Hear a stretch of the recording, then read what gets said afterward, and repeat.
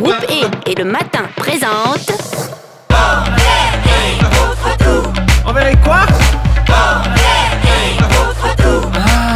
ouais, bon, bah, calmos, hein. Coucou, c'est envers et contre tout. Dans le classement des objets courants les plus inutilement polluants, la paille en plastique figure parmi les grands vainqueurs. Une paille en plastique, c'est du polypropylène, un dérivé de pétrole qui n'est pas biodégradable. Et si elle atterrit dans la nature, elle peut mettre plusieurs décennies à se fragmenter sans jamais vraiment disparaître. C'est pas nouveau le plastique, mais mon petit confetti, ça reste salement méchant pour l'environnement. Et à ce propos, ces tuyaux à Morito font partie des 10 objets les plus ramassés lors du nettoyage des plages.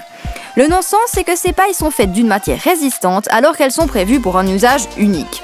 Et on vous arrête tout de suite, hein. Les passer au lave-vaisselle est une très mauvaise idée. La chaleur modifie leur composition chimique, ce qui libère des toxines qu'on ingurgite en les réutilisant. Ce sont les fameux BPA, ces perturbateurs endocriniens qu'on ne vous présente plus.